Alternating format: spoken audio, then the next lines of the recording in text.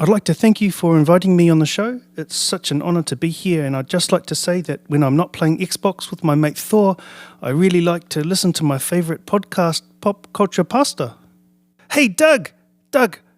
Oh, that's right, Doug's dead. Pop Culture Pastor. So, Cody's here, and Leah's here. The whole crew is here. Yeah, we have a married unit in attendance, and I just didn't know if Leah wanted to tell us she was releasing a memoir or anything, or let us in on any bombshells to keep up with the Smiths. I will let her speak for herself, and so is there a memoir coming? I mean, it's going to put Britney Spears to shame. Britney's also been in the news. Yeah, she's got a memoir. Everyone's got memoirs now. You should wait and read mine. You gonna come out with a memoir? Probably with next year or so. Yeah. So yeah, Cody and Leah are here. Jackson, the geek of the round table, is also here. Hey. Jackson, you got any future plans for memoirs? No. I just like saying memoirs. Why do we use that word? Why don't we just say, "Yeah, I'm coming out with a book about my life"? Is it just because it sounds fancy? You got to hold that pinky up. Oh, yeah. When in doubt, pinky out. But I do think that if I was to do it, I would say an autobiography of me, which is what an autobiography is. For me, by me. Okay. I did not prepare for this in any way. So I should tell everyone what we're doing first. And I'm just going to make up the draft order. I was gonna do it randomly, but I'm gonna make it up by just level of comfort with the show. So I'll probably let Leah go first, then I'll let Jackson, then Cody, and then I'll go last, just to make sure it's fair. Okay. So are you saying one draft pick per person, go around the table, then next round? Yes. Okay. We won't snake it. So it's not like I'll get 2 picks at the end of the first round, at the beginning of the second round. We'll just rotate. It'll be a rotate thing, and that's the fairest way, I think. Okay. So here's what we're doing, because this is a brand new episode type, and I'm super excited about it. We are doing a pop culture draft. Fantasy draft. Well, and honestly, because Cody and I are, and I'm assuming Jackson, are you a big sports guy too? Yeah. You like to play fantasy sports? Absolutely. Yeah. We're in the middle of football season. Everyone likes to play fantasy football. So we thought, why don't we take this concept, do it in the pop culture pastor world, the pop culture world, and we'll draft a team of whatever the pop culture category we decide it's going to be. And then the listeners will get to vote on who has the best team. I'm excited for this. I'm excited for it too. Since it's October and it's the Halloween season, we thought the best thing we could do for this first one is to do scary movies. Eek. Yeah. Cody's in full sound effect mode. That is how Cody screams. So we're going to do scary movies. And the way this is going to work is we're each going to get 3 picks.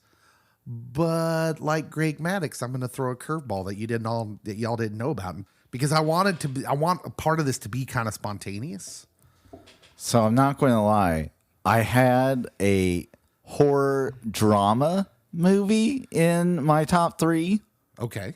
But then it lost out to something slightly more scary. But yes, we nearly got a Matt Smith movie in my scary movies. Okay. It was going to be Morbin time. Yeah. That's a whole nother level of scary. Okay. So Cody's not wearing headphones, and I feel like I should tell you to scoot back from the mic a little bit, because you are coming through hot. You know me. All right. So that's how I roll. Ignore the blood coming out from my head. Because we do not have the pro setup yet, Cody and Leah are sharing a mic, and Cody is not wearing headphones because we didn't have enough headphones. So we're sorry if you had to turn down your car volume while listening there. But Cody's now aware. I kept looking at him like, does he not hear himself? And I'm like, oh, he doesn't hear himself. He literally does not. So yeah, here's the little curveball I'm going to throw. We're each going to draft our 3 movies as normal, and then we're going to do 2 extra. Yes. Okay. The first extra will just be a separate award for the 6th man award.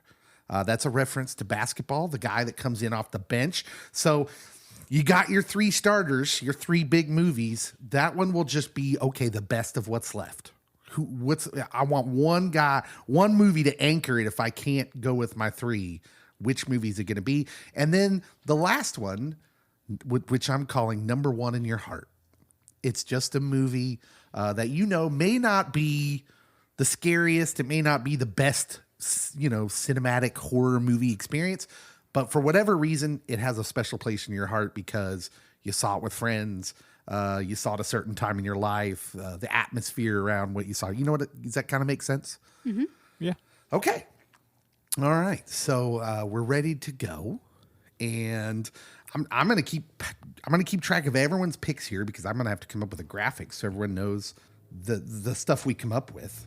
And so yeah, Leah, you are on the clock with the first pick in the scary movie draft, the Pop Culture Pastor Scary Movie Draft. I don't know, that's too long, but I feel like it needs to have a snappy name. So Leah, I guess I should say too, yeah, when you're trying to convince the listeners to vote for your team, so tell us why you're picking your movie. That would be like, you don't have to go Gene Siskel on it or anything, but go to bat for it. Okay. So Leah, take it away. Well, I am a horror movie buff. Like, that's all I watch. Little known thing about me is I will wait until Cody walks out of the room and I will pick like a movie off like Amazon Prime with 1 star and be like, Cody, it got like 4.5 stars. This movie, it had like 40,000 reviews. It's going to be awesome. And then I just sit back and I watch him. He gets so mad. He's like, you want to know who reviewed it? The family. This is terrible, Leah. And I'm like, I know, it was bad. What have you watched the Velocipaster? We're going to. Yeah, now that she knows about it, you guys got to watch it. Just because it's it fits because we're pastors and he's a dinosaur and a pastor. Well, her cousin has reviewed Velocipaster and met the writer-directors from Velocipaster. Wow. Maybe we need to have your cousin on. You should have him on. He's pretty funny. Yeah. Pretty cool dude. So, my first movie, and I might not have a lot of support on this, but I have a very good reason why I picked this movie. So, hang on there. Okay? And it is Skinamarink. We just watched it this year. Skinamarink? Skinamarink. And this movie is shot entirely from a child's perspective. You never see anybody's face, like maybe like from the side. And when I mean from the child's perspective, I mean you don't see much from like the knees up. Like everything's from a child's perspective. This is wild. It's wild. It's experimental horror. Okay. And it's kind of left open for interpretation of what you think is going on. Like the windows start disappearing in the house, like the toilets start disappearing. They never leave the house. Everything's very dark and it's very different. But you have to kind of decide what you think is going on. I think I know what's going on. And Cody agrees what he thinks going on. But it's very dark and it's very twisted. Interesting. And it is a phenomenal movie. A lot of people did not like it. They thought it was terrible. The more I sat and thought about it, it's a phenomenal movie. Because once you realize what is happening, it's awful. Okay. It is awful. So is it a monster movie or is that part of the secret? Whether it's a monster movie or something else? Yes. I guess you could, in a way it's a monster movie, but it's not. Okay. I don't want to give it away because I think a lot of people have not seen it. But to kids, I would think it's a monster. Okay.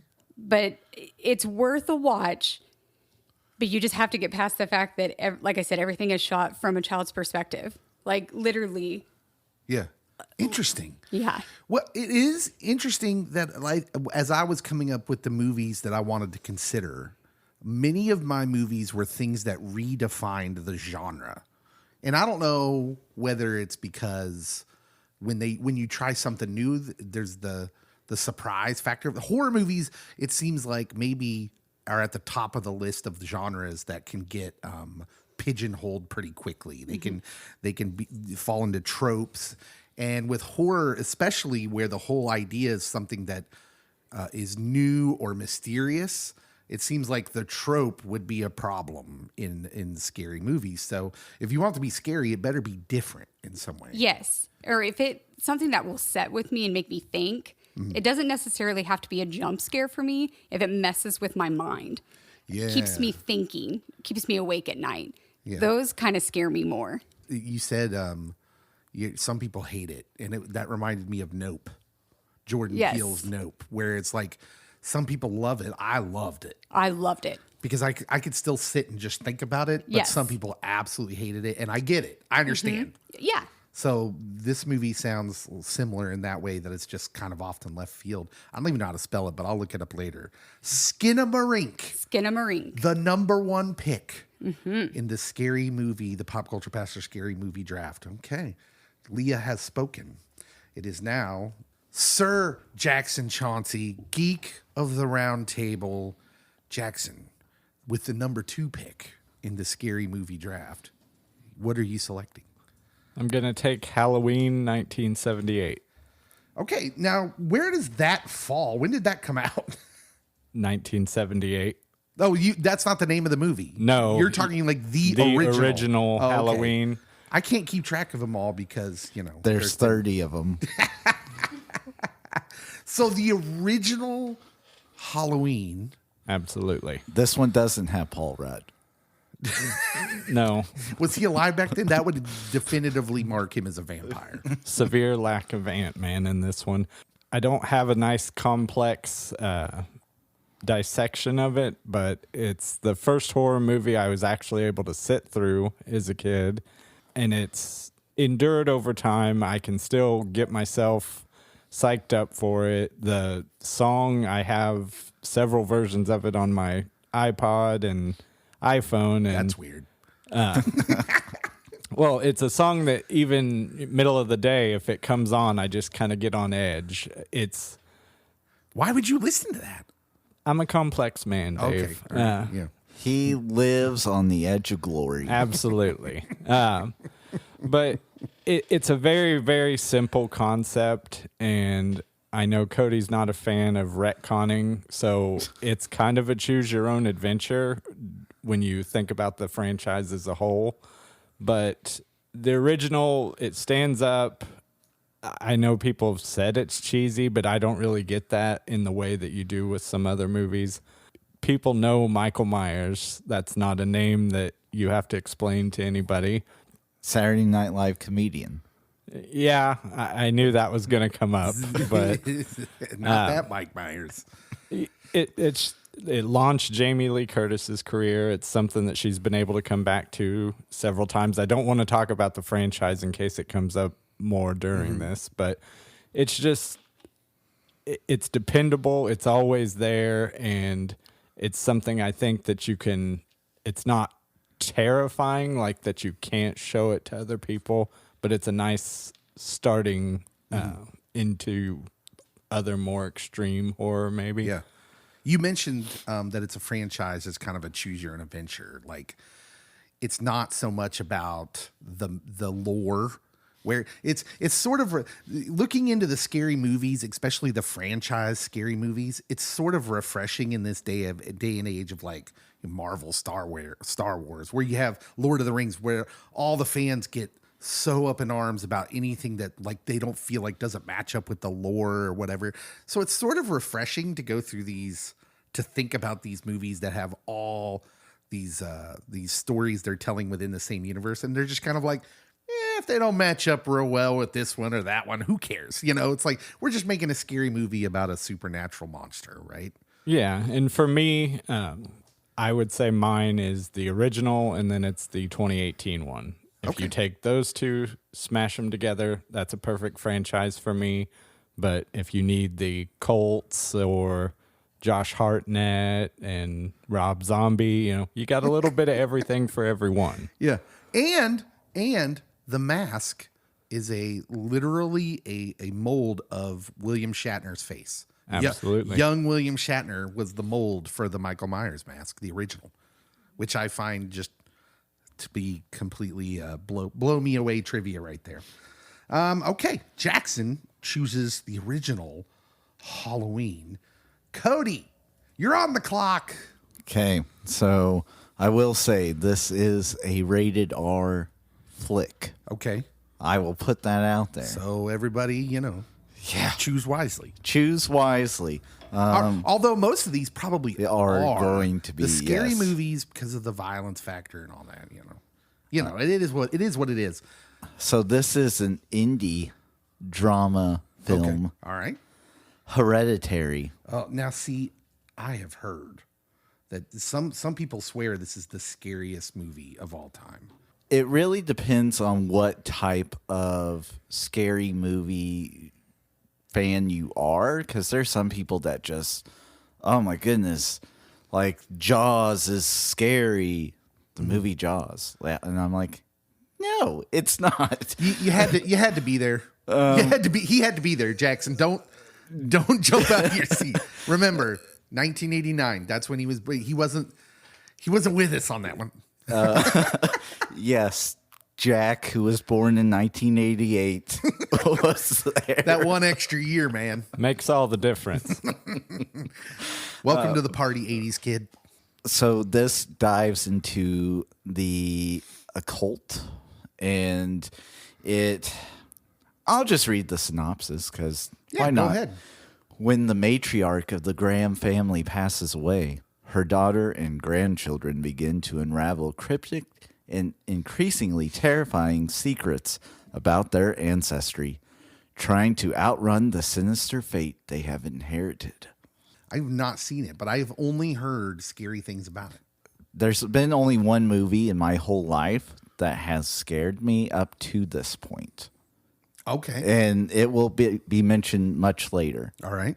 But Your this wife is already shaking her head like she just this is gonna get good. All right. and I've watched scary movies throughout my life, and being married to my wife, I've watched every other scary movie that's in existence. But this one literally gave me the chills, and like watching it in theaters and or in the movie theater, and it was super quiet when watching it, and like literally I looked over to Leah as we left the movie theater and said, is there a Catholic church that is open? Because I need to go get blessed. Oh my goodness. Yeah, that's a bad feeling. This is a special shout out to the movies that give you like the existential dread. Mm-hmm. This is not going to be on my list. I wouldn't draft this, but for whatever reason, Outbreak I watched that late at night by myself, like on DVD. Yeah, like Outbreak with Dustin Hoffman and Morgan Freeman Did about you the go virus. back during COVID and watch it? No, I've never watched it since. That and Contagion. Ugh. I remember sitting in my room at 2 a.m, just sure that I'd had some monkey virus. And yeah, it was bad news. I didn't Poor like that. McDreamy. Rest in peace. Okay, it's my turn. And I am going to go with Nightmare on Elm Street. The original Nightmare on Elm Street came out in 1984, directed by Wes Craven. I saw this, my mom would go out on Friday nights sometimes because she was single, and that was something she was young, and I would get babysat by older cousins. And sometimes my older cousins who are in high school, because I'm 8 when this movie comes out. So let's say I'm 9 the first time I saw it on video, because VCRs were a thing. And yeah, I watched this with my older cousins at 9 years old. There's no reason ever that a kid that young should watch this movie. It's a Wes Craven classic. There's nothing scarier than a bad guy who gets you when you fall asleep because you can't hide. Frederick Krueger. And the whole story was just, for a kid, oh my goodness. I had literal nightmares for weeks after watching that movie. And as we've noted in another pod, he's barely in it. He's literally barely in that movie. Like, what'd you say, 6 minutes? Yeah, 6 minutes. But it's like the dread of it, right? Because like he kills the first teenager by not even being there. You see her like levitating and there's blood, and then of course the blood coming out of the bed when Johnny Depp buys it. Rest in peace, Johnny. Also, Johnny Depp, first time I remember seeing him was in Nightmare on Elm Street. And so, yeah, that is my pick. And I'm still scared of it. And I don't believe I've ever watched it again, other than that first time, which is going to be a recurring theme. It turns out I don't really like being scared. Not like you guys watch all the scary movies, but I will sit down and it's like a thrill ride for me. You know, I get the thrill of it, but never, I don't know if I ever need to revisit it. Leah, you are up again, starting round 2. What's it going to be? Oh, this is really hard. I have 12 on my list because Cody was like, you have to pick 5. And he turned it into 3. So I was like, how about 12? So let's go with The Eyes of My Mother. It was a movie on Netflix back in 2016. Really twisted movie. And Cody over here, you know, Cody, the one that always like cheers for like the awkward people in movies and the killer. Don't know why. And visually disturbing, shocking. The first 10 minutes was just shocking and awful. And this door-to-door salesman shows up at this house and ends up getting in the home and like beats the mom to death. And Cody's like, God, don't you just feel bad for Charlie? And I'm like, no, he literally just killed the mom. He's even contrarian at scary movies? Yes. What is wrong with you? We need to he's do like- a deep dive of that. But But like, that's not even what's disturbing about the movie. It's the little girl in the movie. So the mom is like a well-known surgeon. And she's like teaching the daughter how to like remove eyes and vocal cords out of like animals on the farm. So the little girl removes, the father comes home, figures out what's going on, and they tie him up in the barn, and the little girl removes his eyes and his vocal cords, and they keep him on the farm. I'm just realizing the title of this movie is probably literal, and I'm Yes. not here for. And so it just gets worse and worse and worse because she wants to keep him because she feels so alone. No. And it just gets worse. Is there and anyone we worse. know in this? No. It's all in black and white, and it just gets worse. And you just feel awful by the end of the movie. 2016. 2016. The Eyes of My Mother gets 79% on Rotten Tomatoes. Yes. It's English and Portuguese. Mm-hmm. It made it had a budget of 300,000 and made 48,000. So apparently this went to theaters somewhere. It had to have, but it was Netflix, right? And Cody was just like, Yeah, this. gosh darn Charlie. Yeah, I can confidently say that I will never watch this movie. I'm right there with you. Black and white. Black and white. It's in black and white. Black and white. Okay. Nicholas Pesky, edited and directed by Nicholas Pesky in his directorial debut. And if you want to watch it, it looks like it's still out there. No, it's not on Netflix anymore, No. according to this. But apparently it was, and it can stay there. I'm not down. That sounds. And it will stay with you for days. Days. There was some of the movies I've seen over time, and I'll mention this one because I'm confident that no one's gonna say it. But The Hostel was one that I remember. Jackson, he's tearing up his list. Was that one of your movies for real? Okay, good. But there's some body horror in that too. That no, thank you. Yeah. Anytime you like cut the Achilles, I'm out. Yeah. That's where you draw the line. You guys kind of scare me, actually. Cody being contrarian even while watching scary movies is sort of frightening. Mental health representative, ladies and gentlemen. Yes, your beacon of mental health has just been outed. I'm just saying that it's very common with not only those in mental health, but within the physical health realm, and even pastors to have gallows humor. Good. That's yeah. what you call that. Yeah. Well, Yes. Honestly, let's examine that last bit there for a minute. As pastors, I know that this is a sensitive subject for Christians because you're like, why would you watch that? We don't celebrate Halloween. Blah blah blah. I'm not doing this. As a pastor, as a Christian, it seems I could watch a scary movie now and be fine. Now, before I was a Christian, movies would scare me. I didn't like thinking about that stuff. But now I'm like, hey, we got it. I'm good.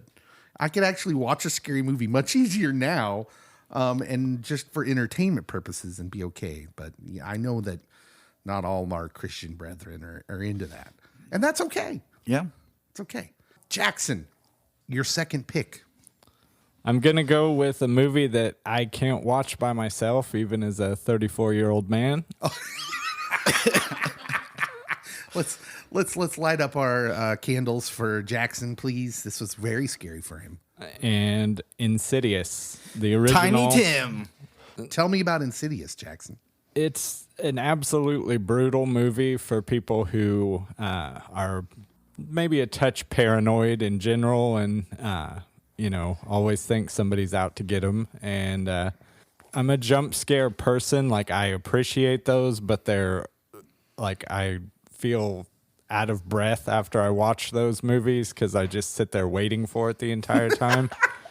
And You can just see Jackson holding his breath, watching a scary. yeah, I've mastered the art of looking anywhere but the TV or adjusting the pillows, things of that nature. But it was a movie that I don't watch a lot of current horror because I'm not like, oh, nobody can do it like the classics, but there's just so much out there and none of it's very remarkable.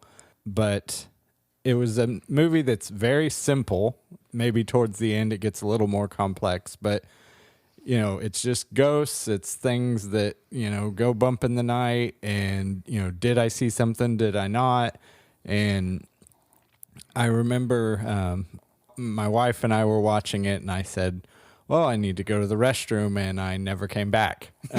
So I constantly get teased about that. I just forgot to come back. But it's got a really great theme, too. That's kind of a common with at least my first two picks is there's a theme to it that kind of puts me back in the movie.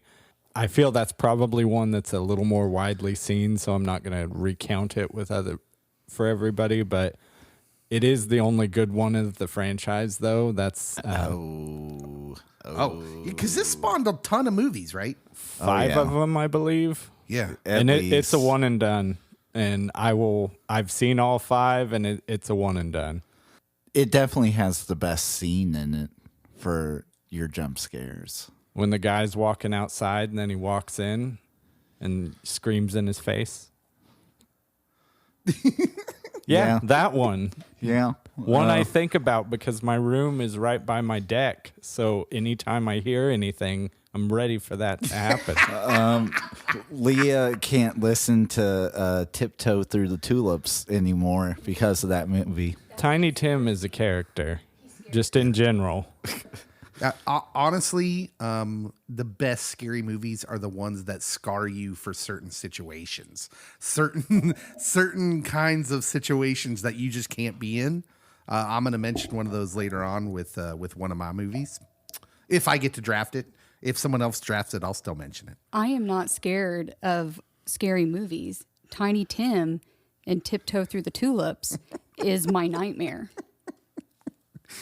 Well, in the 80s, a lot of us were scared of Tiny I was going to say Tiny Tim I'll just be nice and say he's a unique fella. He was. I shouldn't say that. I'm sure he was. SpongeBob very has kind. utilized his songs a few times. So I am kind of surprised we haven't stolen from each other yet. Yeah, we're being 5 picks in. we're Or not 6. going with a lot of the obvious ones, which is good for me because since I am not into scary movies all that much, I go super obvious. I stole Leah's. Did you? I stole Hereditary. Oh, okay. So But Leah you was gonna guys are a mention that. team. But Leah has the biggest list. We know that of all of Yes. us because she's seen more of them. Cody, what is your second pick in Okay. the Pop Culture Pastor Scary Movie Draft? So Hereditary was a 90% on Rotten Tomatoes from the critics. This one is a stellar 85%. All right, that's still pretty high for a scary movie. It is. So this is a sequel. I chose the sequel over the original and the prequel. Terrifier 2 came out last year. I honestly thought that it should have won Oscars. It did not. I've never heard of this. There's multiple? There are.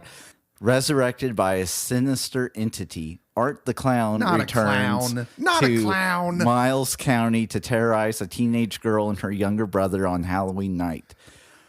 So, Art the Clown is silent throughout the whole thing, and he just acts with his face and his movements, and he is hilarious. I am not supposed to get humor out of it, evidently, but I get a ton of humor out of it. We're learning a lot of things about Cody today. Yes. Blink twice if you're okay, Leah. But no, this is a slasher movie, so if you don't like slasher movies, don't watch this one. It actually says slasher splatter horror film, which, no, I'm an immediate no. Now, is this the one that has Chris Jericho in it at the post credits Wrestler Chris where Jericho. Art's reborn? Is that the first one? Okay. This doesn't even have, it does have a Rotten Tomatoes. Yeah, you said 85%. Really? Literally, A clown slasher / splatter Art. movie.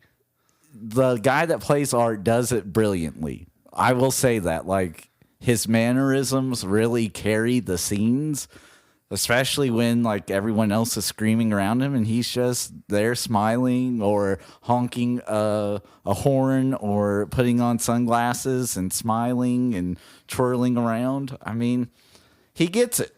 I like how you worked around the other stuff he does in that Yes. movie too. Which, You've by the seen way, this? Chris No, Jericho I've- is in it. I've Yes. seen enough of it. I Yes, should Chris say Jericho's in it if you're a wrestling fan. There's a lot of slashing. I'm not really a slasher guy. Like, that's like my least favorite.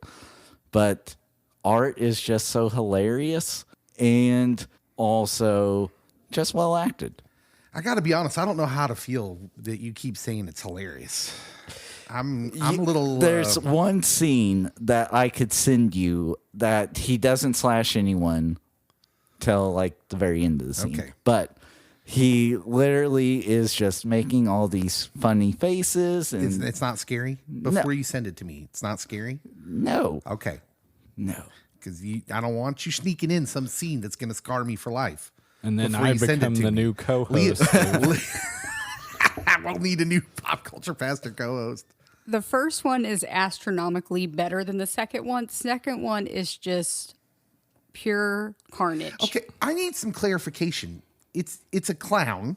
It's a clown. Is he like a ghost? Is he demonic? Is he psychopathic?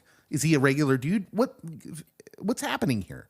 He can't be of this world because he Oh, he has powers. has to, because he gets injured numerous times and survives. So he's like a Freddy, Jason, Yes. Michael Myers type. Yes. Okay. And All right. he changes from each movie, like his personality changes because he's not funny in the first one at all. He's like very stoic and serious. And in the second one, it's like maybe the shot to the head made him weird and funny because he's not funny. He's not funny. I'm sorry. He's not funny. Cody. Cody is sitting here with a giant. He looks like the Joker. He's smiling so wide. So Art is a supernatural being, but He's a supernatural clown. yes. Yeah. And the post credits, you get this weird scene of him being like born again. So there's going to be another one. So it's Christian. Maybe. Ayo. But not that kind of born again. So Anyways. did you explain why 2 is better than 1, assuming 1 is not on our list? One's not on the list. One had a more serious tone. Okay. And again, I'm not into slasher movies. So, like, okay. we're watching one, and it's like, okay, this isn't a bad slasher, but it's a slasher movie. And then 2 has some humor. Cody is an enigma wrapped in a riddle. This is really I've never seen this side of Cody. This is really interesting. It's an audio medium, but I'm doing air quotes when I say gallows humor. All right. It's time for my second pick. I'm going to go with the 1986. This is a dual genre pick. It is also a sequel that I believe is better and expands on the original. And this movie stars Sigourney Weaver, Bill Paxton, Michael Biehn, Lance Henriksen. It is Aliens. It is a sci-fi / horror movie, in my opinion. And it is one of those rare films where Alien just tells a story. It's great. That's a great movie. But this sequel, Aliens, not only tells a story, not only is it scarier, I think, and builds the tension and the thrills better, it also does the heavy lifting of like completely the entire mythology, the lore of all the movies that would come after this comes almost solely from this movie. Like it builds everything so darn well. And this movie scared the nerd out of me when I watched it when I was little. And it's just, I think, when I think of especially the scary movies that are / some other genre, this one is the gold standard. I loved Aliens. This is one I have rewatched many, many times. It's game over, man.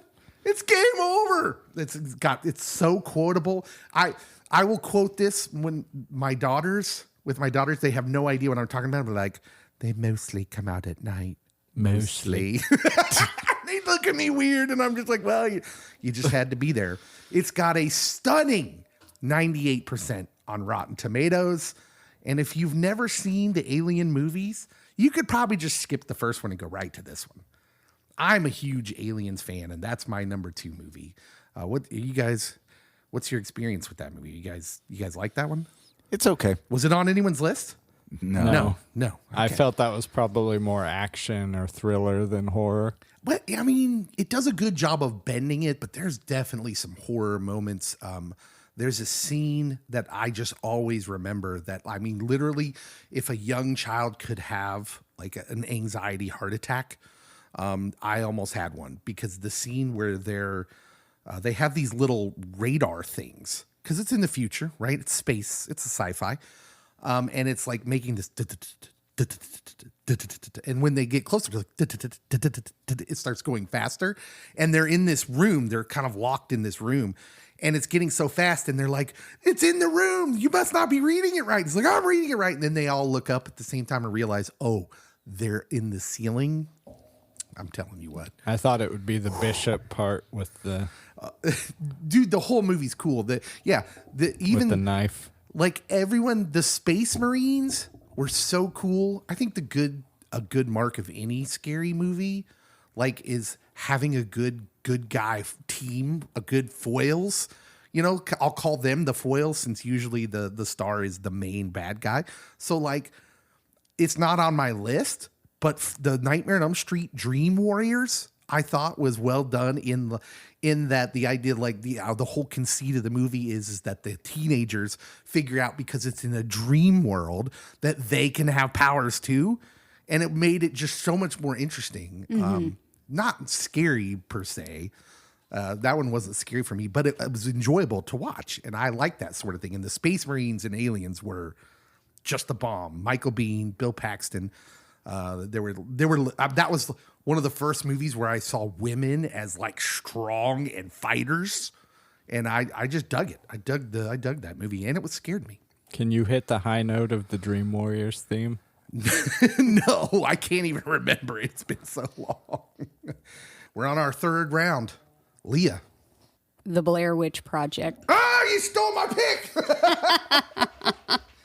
All right, tell us about it. The marketing behind that movie was genius. Yeah, It truly was. Since everyone's talking about it now, and Gen Z seems to think like there's no way anyone thought that was real. You're wrong. Tons of people thought it was real. Absolutely. The missing people posters, like literally. And then, I mean, they shot it as a found footage movie. I mean, The Blair Witch Project makers may have been the originators of fake news on the internet. Yes. They figured Absolutely. out that, hey, if we just post some dummy websites Yep. and some fake news articles where we announce these people as missing, and then a couple weeks later we're like, oh, look, found footage. Yes. Tons of people were fooled into Absolutely. thinking that was real. You had people in the theaters like having cardiac arrest. Yes.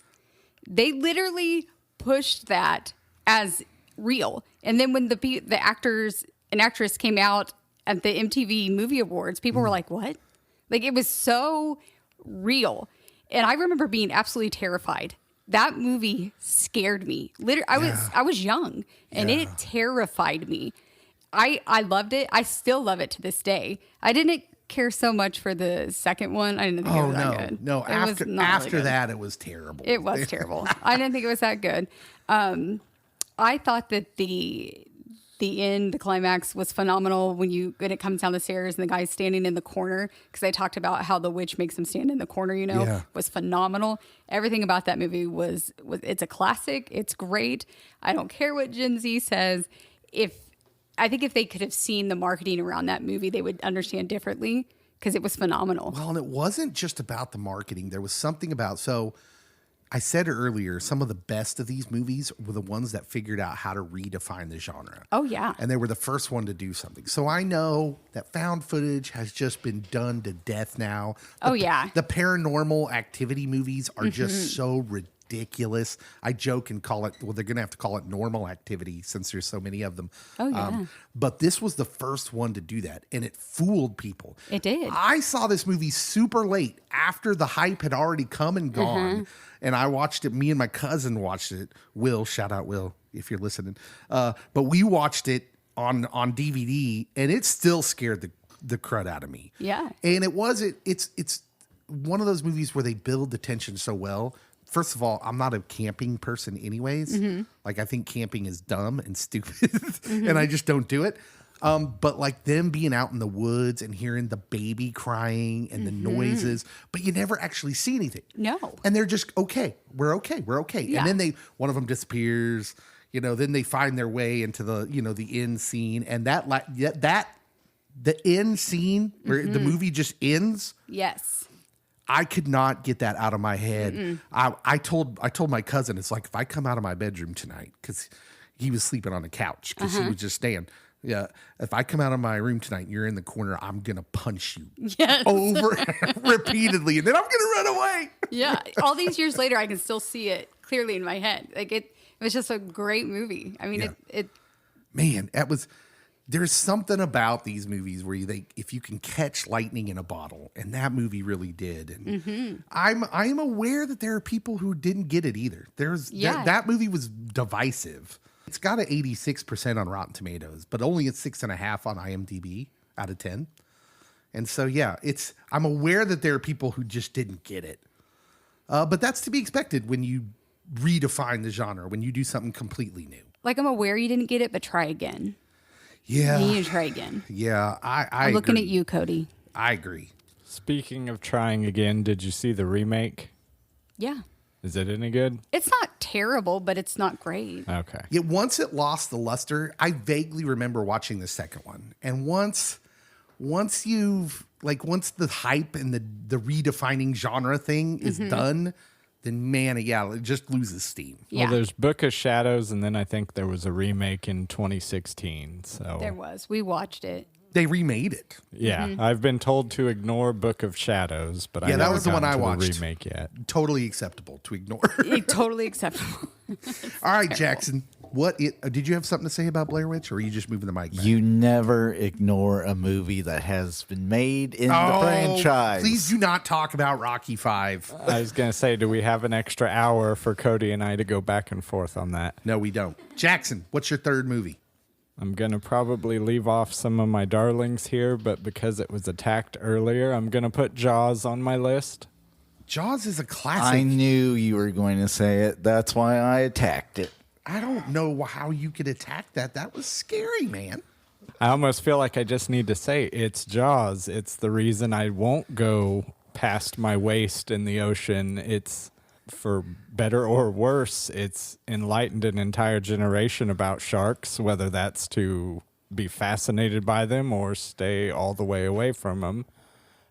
It is a movie that I feel you have to try and immerse yourself. You have to put yourself in Roy Scheider or Richard Dreyfuss or Robert Shaw's shoes, as it were, because obviously the shark is not as authentic as today's CGI and practical effects might be, but it's an experience, I would say, because it's got a little bit for everyone. You've got your, what's attacking these people and, don't go in the water. And then you've got your adventure on the back half. And While still being scary. yeah, when that ship's sinking and, it's Roy against the Jaws. Well, the Jaws. Bruce. It's a wonderful moment, and it's a movie, again, that stands up to time. It's a movie I guess I wait to show people for fear that they may not react positively to it, and then our friendship would have to cease. But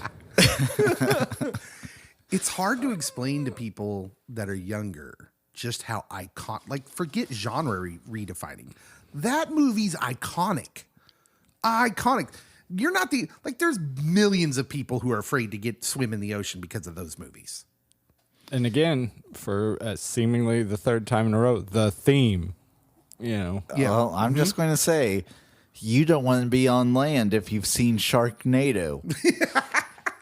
You know what's really scary? Ian Ziering. That's scary. I'm just kidding, Ian. That was a cheap shot, and I'm better than that. and I hate to say it, but Jaws, one and done. Yeah, I will say Jaws contributed to the culture a lot, though, because it was so iconic, even though the movies are just gibberish.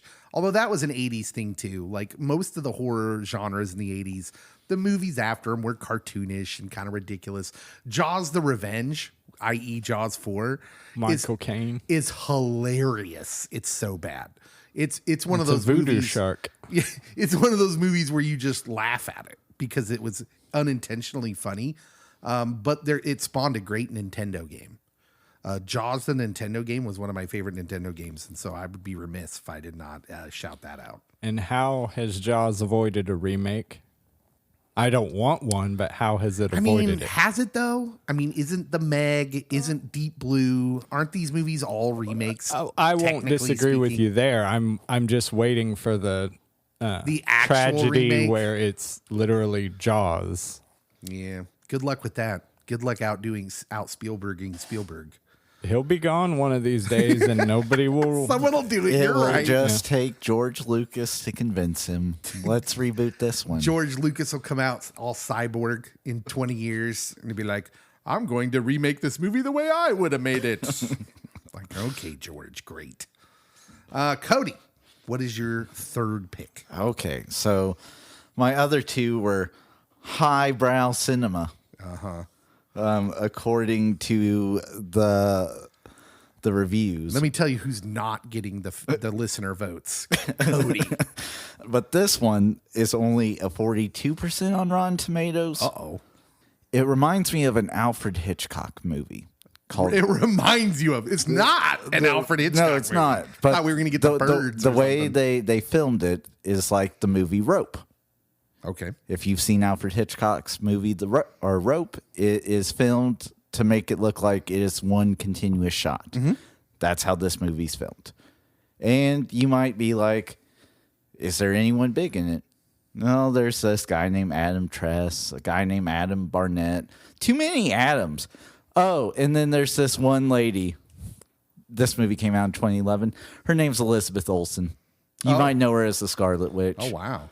Silent House. Phenomenal cinematography. I mean, Is this a video game movie? no. Was there not a video game called Silent House? Silent Hill. Oh, okay. Now, I will tell you, since you spawned my thoughts, this is a remake of a Uruguayan film called La Casa De Muerta. But this is Perfect based... Portuguese right away. Thank you. This was based on a true story. Oh, what? Cody with the deep information you didn't know. So yeah, loosely based on a real life story, but happened in Uruguay and not in Renovating America. an old family home, long vacant, the house has no utilities, forcing the trio to rely on battery-operated lanterns to light their way. Sarah becomes separated from her relatives and soon finds she is trapped inside the cabin with no contact with the outside world. Panic turns to real terror as the young woman experiences events that become increasingly ominous. Very ominous. So it's almost like a psychological thriller. Oh, very much so. So deals with some trauma, some heavy themes in it, but delivered perfectly by one Miss Elizabeth Olsen. Cody's a fan. I am a fan. America's third favorite Olsen. How dare you? Hey, this money-made movie at the box office, by the way. Yeah. It cost $2 million to make, made 13.1. That's not bad for a movie I've never heard of. 6 times its cost to make. Yeah. Mm-hmm. That's probably the first one I would actually consider watching that you've suggested so far. That's rude. It was almost replaced by a different Elizabeth Olsen movie called Red Lights featuring Cillian Murphy, but that's not going to make my 6th man, so I'll throw that one out there just for kicks and giggles. Yeah, there's so many. Yeah, as I'm approaching my last pick here, I did not think I was going to have a problem picking. I just figured it'd be process of elimination. But I've got several movies that nobody's picked that I'm just stunned are still there. We got 2 major franchises out there. Yeah, but I'm gonna go with. I think I'm gonna go with The Shining. Ooh. One of the better adaptions of Stephen King's stuff. The Shining. It's again, it hits me when I'm younger, so it has that sort of effect on you where it's just iconic in my memory. But it's an Although, iconic movie. Really. I will say, my friend Stevie has said he thinks this is one of the worst Yeah, adaptations. he hates it. He hates it, and he actually thought the made-for-TV version was better with the guy from Wings. Steven and it Weber. isn't. And it isn't. Leah says it isn't. I didn't watch the one made for TV. No disrespect to Steven Weber of Wings, but I thought this movie is iconic as well. It's, of course, Jack Nicholson at his Jack Nicholsonist. Was phenomenal. It's got the creepy kid who says red rum. It's another one of the. It's sort of psychological in a way, in that it has this juxtaposition of. So if you've never seen The Shining, basically Jack Nicholson's character, Jack, he goes crazy, basically, in this hotel that they're kind of snowed in for the winter. And he's a writer, and he goes crazy. There's supernatural things going on, but you're never quite sure whether he's just cracking up because of the supernatural things or because of the isolation. So there's this, obviously a real psychological condition for humans that are isolated that can cause you to hallucinate and see things. And the movie never tells you. Like you have to come to your own conclusion of whether any of it was real or whether he was just imagining it all. Because at the end of the day, the threat is him. It's him. And I love that. I love that kind of like, well, was it the hauntedness, or was it just he was breaking? He was breaking up?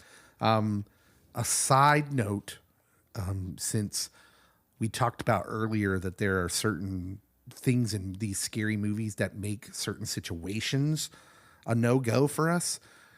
An empty hotel hallway is a no-go for me. I hate it. I'm waiting for the twin girls to come around the corner, and then I'm out. I'm While out. you're on your tricycle. I get chills and goosebumps when I'm in a long hotel corridor, especially if it's got old carpet, so it looks antique, and it's empty. So I don't like that. So you were at Estes Park. I was, but the hotel was, I mean, it was crazy tourist packed. Like there were just Okay, people so you everywhere. didn't- And they charge you even to go into the parking lot now. Oh, those fascists. Yes, the Stanley is a must visit if you are at Estes. Yeah. Any time of the I year. wanted to, but it was just too crowded.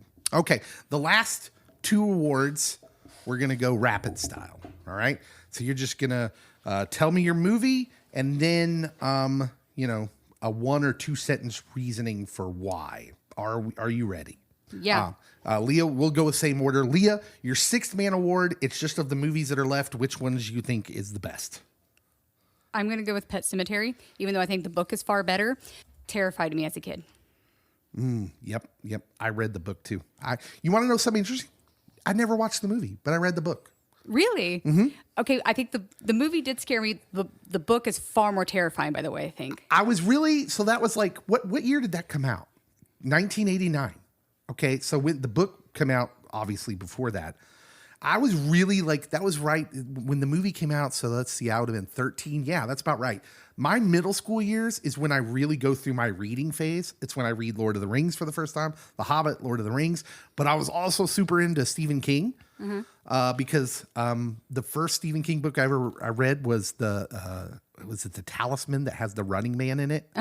Yeah, so that he wrote under a pseudonym. I read that, and then I read The Stand. And then I was just like super into it. And one of the books I read was Pet Cemetery, and it was super scary. It was. And but I was super into reading at that time, and I never watched the movie for it. The movie's really scary. Yeah. Okay, Jackson, what is your Sixth Man? I'm going to go with Dog Soldiers. Dog Soldiers? Yes. I've never heard And of that. despite, I've seen it. That's pretty random, but it is good. It's good. despite that title, which was the reason I watched it, because I was in one of those, oh my gosh, this is going to be terrible movies stages. The easiest way to say it is it's the best werewolf movie. Oh, okay, it's a werewolf. Yeah. All right. Of all the werewolf movies that I've seen, Shocking Monster Squad slander. That movie's not scary. Anyways, go on. it draws from Predator a lot. So if you're somebody that enjoys Predator, just switch Predator with werewolves and have yourself a day. I'll have to look into that. Cody, your Sixth Man. Sticking very modern, Barbarian. Oh, now tell me what that is. That is a thriller movie that takes place at an Airbnb. Okay. I'm not going to spoil You're it. not going to spoil it. All Thank right. you for that. That's my. That's so it's a if you know, you know. That's all we're given. really good. It's Leah backs it up. Says I it's loved really it. Good. Okay. All right. My Sixth Man, again, because I'm a kind of a standard person when it comes to scary movies. I don't watch a lot of the under the radar ones. I'm going to go with The Ring. The Ring was another genre redefining movie.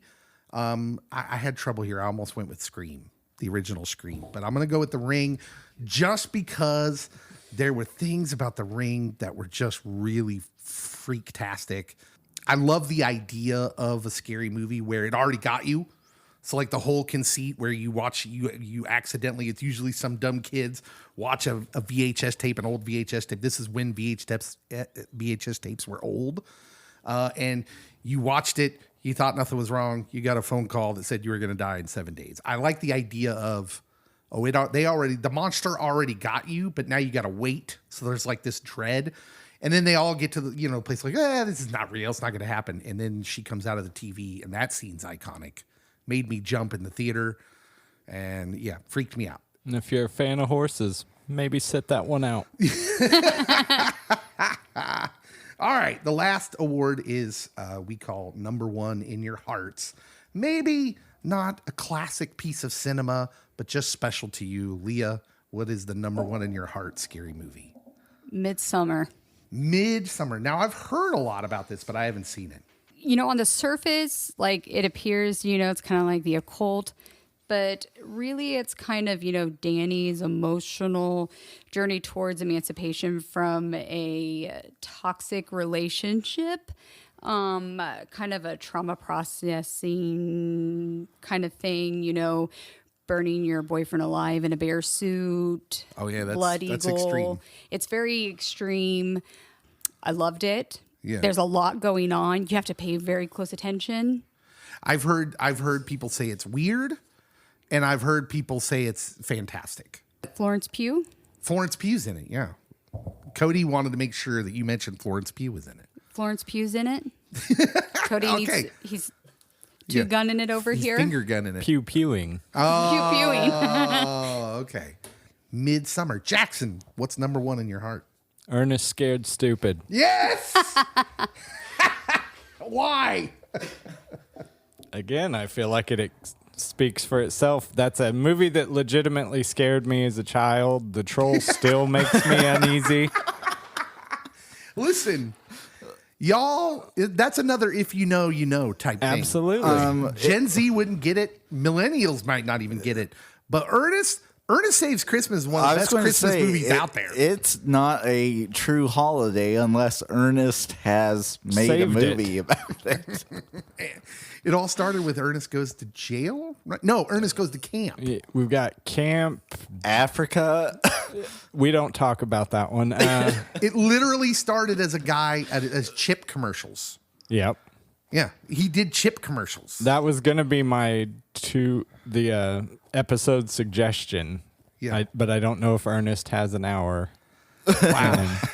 Yeah, I forgot about Ernest Scared Stupid, but that's an excellent choice. And you got Catwoman in it.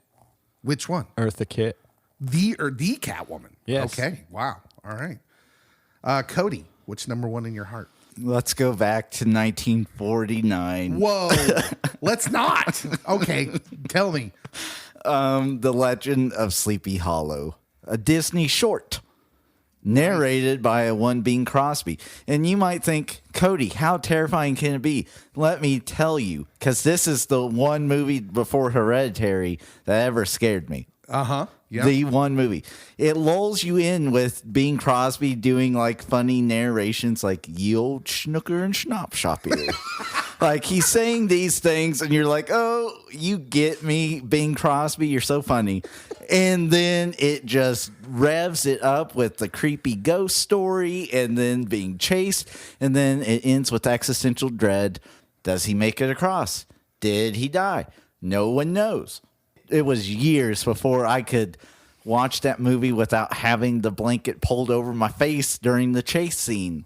Disney cartoons did used to be pretty brutal. And the music Yes. is phenomenal in the chase scene. Hardcore. Yeah. I Old Disney. Yes. Go back to Lambert the Sheepish Lion. That's my Sleepy Hollow. Classic. Great pick. Great pick. Leah disagrees. She's embarrassed. I was raised on Pink Floyd, The Wall, and like it. So this was not anything I for read me. I read it way too young. I can't. The movies won't watch them. Can't watch them.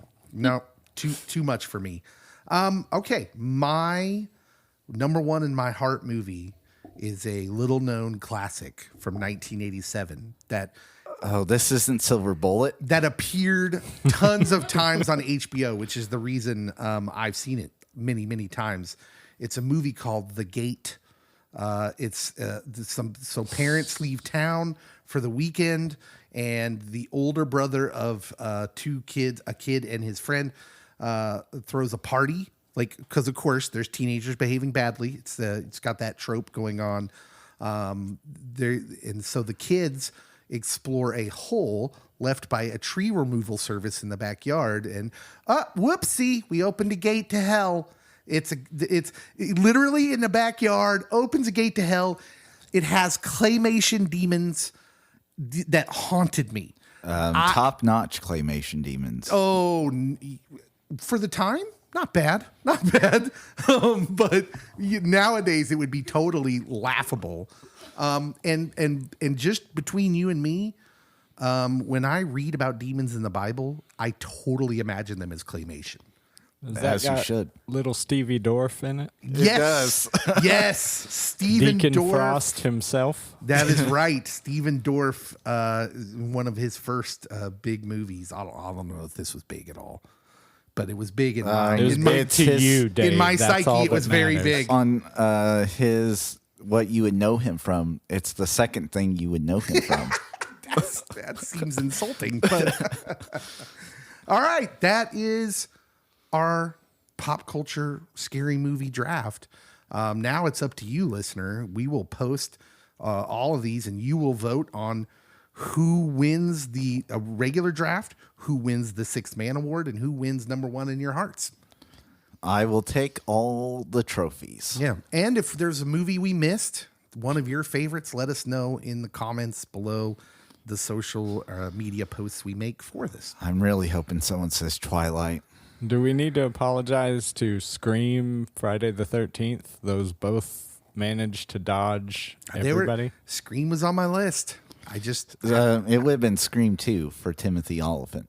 You're crazy. Get out of here. I wanted to fix the voting and use just all classics, but Yeah. I'm just a unique man. I can't do that. Yeah, there's several that didn't get mentioned that I'm a little disappointed I couldn't talk about, including Gremlins, The Fly, which for body horror, The Fly is just something else.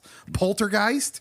Speaking of Spielberg, Poltergeist. The Exorcist. The Exorcist. The Yeah. Exorcist would be a classic, and I'm surprised no one picked that one. The Exorcism of Emily Rose was nearly on my list. Yeah, that one, I've heard good things about that one. From Dusk Till Dawn has one of the ultimate splits in the middle of the movie where it becomes a completely different movie. That was shocking the first time I watched it.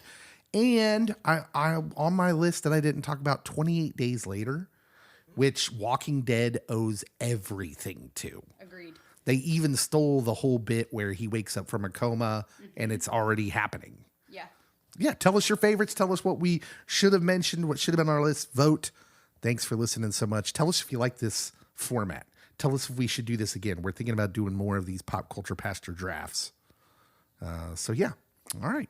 For Cody and Leah and Jackson, we'll see you next time. Hey y'all, Dave here. Just wanted to make this little message here at the end. You guys might remember that previously, I don't know, within the last year or so, I might have told you about a young man who's very musically inclined here from our little small town.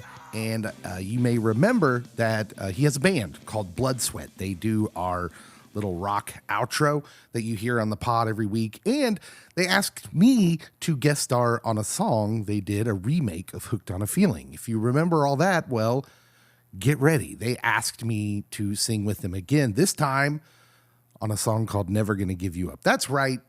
We're Rick-rolling you, but rock style. And so that song comes out, well, today. It drops on the Friday that this pod drops. So we're going to share the link for that here on our social media pages. Look for that in the next 24 hours or so. And yeah, listen to the song. Tell us what you think. Enjoy a little Never Gonna Give You Up from Blood Sweat. And I'm on there too. Go easy on me. I'm not a singer by trade. I just want to tell you how I'm feeling. Gotta make you understand. I'm never gonna give you up. Never gonna let you down. I'm never gonna run around and desert you. Never gonna make you cry. Never gonna say goodbye. Never gonna tell a lie and hurt you. We've known each other for so long. Your heart's been aching, but you're too shy to say it inside me.